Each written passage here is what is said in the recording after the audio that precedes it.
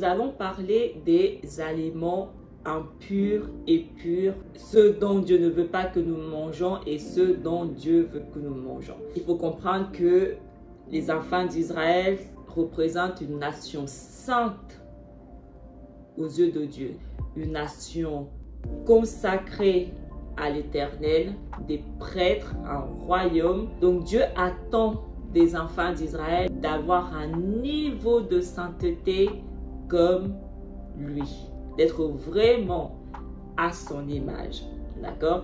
Et c'est pour ça que Dieu leur a donné cette loi d'aliments impurs et purs.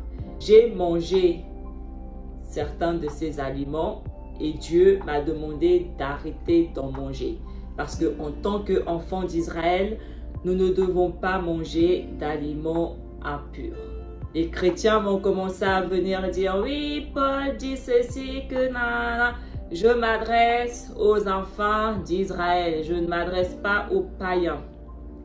Paul, il s'adressait aux païens. Ce n'est pas la même cible. Si nous lisons le livre de Deutéronome, du chapitre 14, il faut comprendre que Dieu s'adresse aux enfants d'Israël. Je sais que le monde vient tout mélanger, mais il est très important de ne pas tout mélanger et d'être réellement en accord avec la vérité de Dieu. Car tu es un peuple consacré au Seigneur ton Dieu. C'est toi que le Seigneur a choisi pour être son peuple, son domaine particulier parmi tous les peuples qui sont sur la surface de la terre. Tu ne mangeras rien d'abominable. Voici les animaux dont vous pourrez manger: bœuf, mouton, chevreau, cerf, gazelle, chevreuil, bouquetin, daim, antilope, mouflon. De tout animal qui a le sabot fourchu, fendu en deux ongles et qui rumine, vous pourrez manger. Toutefois, parmi les ruminants et les animaux à sabots fourchus et fendus, vous ne pourrez manger de ceux-ci: le chameau, le lièvre et le daman, car ils ruminent mais ils n'ont pas le sabot fourchu. Vous les tiendrez pour impurs. Ni le porc, car il a le sabot fourchu et fendu, mais il ne rumine pas. Vous le tiendrez pour impur. Vous ne mangerez pas de leur chair et vous ne toucherez pas à leur cadavre. En tant qu'enfants d'Israël, en tant que peuple élu de Dieu, nous n'avons pas le droit de manger du porc. Voici ce dont vous pourrez manger parmi tout ce qui vit dans l'eau. Tout ce qui possède nageoires et écailles, vous pourrez en manger.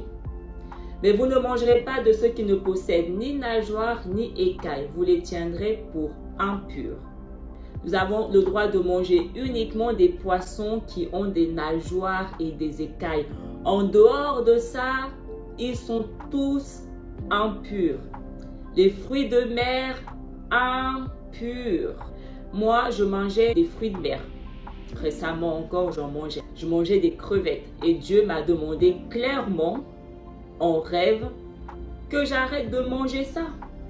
Parce que ce sont des aliments impurs. Et en tant qu'enfants d'Israël, nous n'avons pas le droit de manger des aliments impurs. Vous pourrez manger de tout oiseau pur. Mais voici les oiseaux dont vous ne pourrez pas en manger: l'aigle, le gypaète, l'orfraie, le busard, le vautour et les différentes espèces de milan, toutes les espèces de corbeaux, l'autruche, le chat-huant, la mouette et les différentes espèces d'éperviers, le hibou, la chouette, l'ibis, la hulotte, le vautour blanc, le cormoran, la cigogne et les différentes espèces de hérons, la huppe, la chauve-souris. Vous tiendrez tous les insectes ailés pour impurs, vous n'en mangerez pas. Vous pourrez manger de tout volatile pur. Vous ne pourrez manger d'aucune bête crevée. Tu la donneras à l'immigré qui réside dans ta ville. Lui peut en manger. Ou bien vends-la à un étranger. Toi, en effet, tu es un peuple consacré au Seigneur ton Dieu. Tu ne feras pas cuire un chevreau dans le lait de sa mère. Dieu, il dit, tous ces aliments impurs dont je vous demande de ne pas en manger, l'étranger et l'immigré, lui, il peut en manger. Les païens, eux, ils peuvent en manger. Mais pas toi. Parce que tu n'es pas païen. Tu n'es pas un peuple comme les autres. Tu es un peuple consacré à l'Éternel.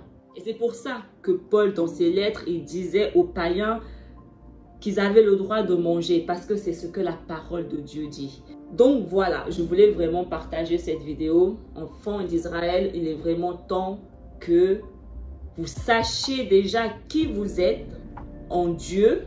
Vous êtes un peuple élu. Et en tant que peuple élu de Dieu, nous devons être saints comme Dieu.